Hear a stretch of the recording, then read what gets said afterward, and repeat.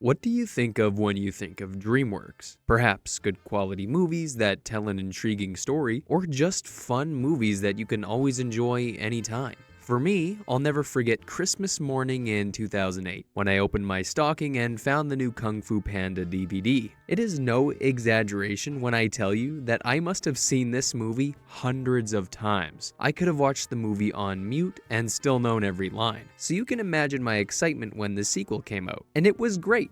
Shen was a perfect villain, and the saga delved deeper into the backstory of Po. Then news of a third one came out, and it was arguably even better. We got to see Oogway in the spirit realm, and we were introduced to Kai, who was a phenomenal villain. We also got to meet Po's real family and how they lived. Most people would agree that the Kung Fu Panda trilogy is not only one of DreamWorks' best, but in general an invigorating trilogy that breaks the barrier of it being just animation. This trilogy is so good that it can be compared to movie trilogies along the likes of Sam Raimi's Spider-Man trilogy. I'm gonna put some dirt in your eye. Or the How to Train Your Dragon trilogy. You could even make an argument that this is one of, if not the best roles that Jack Black has done in his entire career. So, was the fourth film a good idea?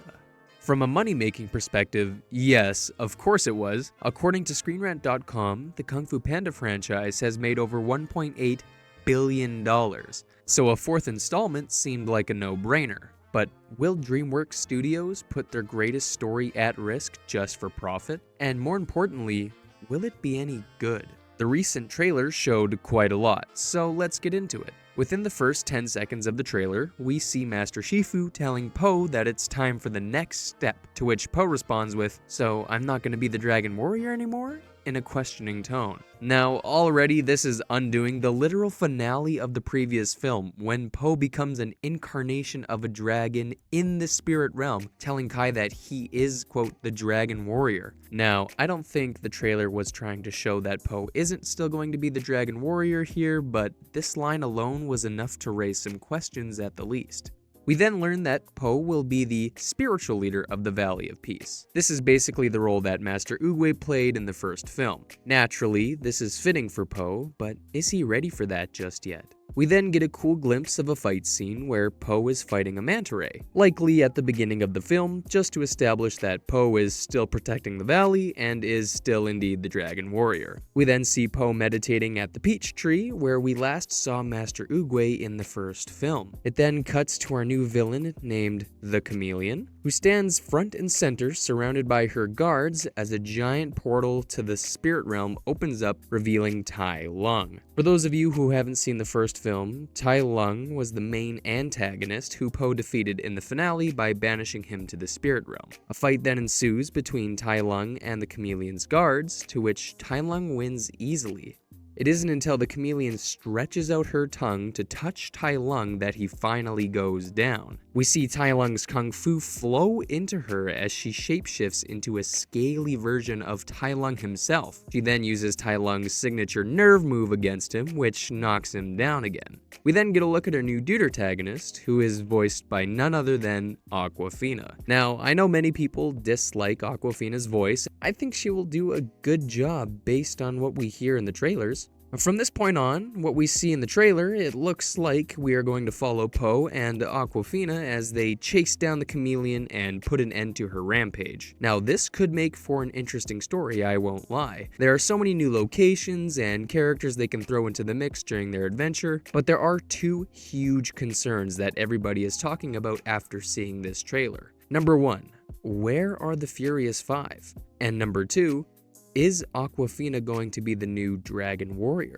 Let's get into it. The Furious Five have been a major staple of the Kung Fu Panda franchise. All the way back to the very first few scenes in the first movie, we see Po literally dreaming about joining the team. And then the rest of the movie follows Po as he struggles to join the team and earn their respect and friendship. The Furious Five are what inspired Po to do Kung Fu in the first place. So without them, we wouldn't have the Dragon Warrior at all. So how can they be absent in the first trailer? Well, maybe they are just saving them for a second trailer, or even possibly a big theater reveal. But the real concern is that they won't be in the film at all. Now, I highly doubt they would make a Kung Fu Panda film with out the Furious Five, as by now they have cemented themselves as iconic characters throughout the entire saga. Now for question number 2. Will Awkwafina's character be the new Dragon Warrior? Ever since the trailer was released, this has been a major concern for fans. We all know that Poe will be passing the torch as he becomes the new spiritual leader, but who is he passing the torch to?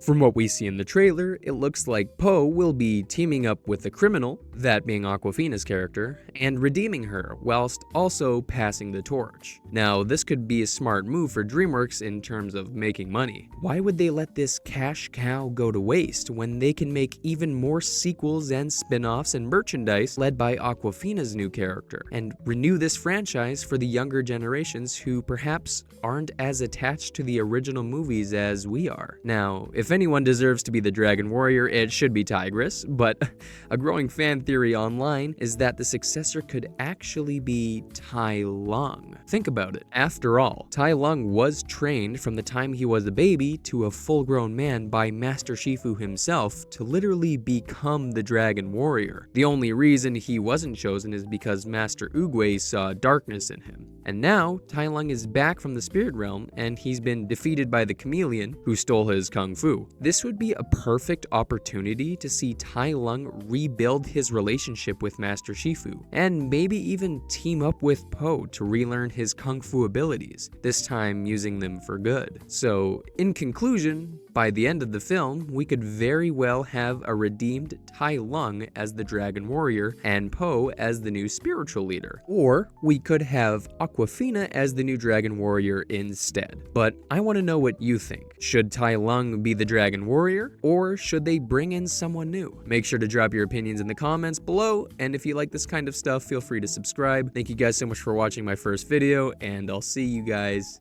next time.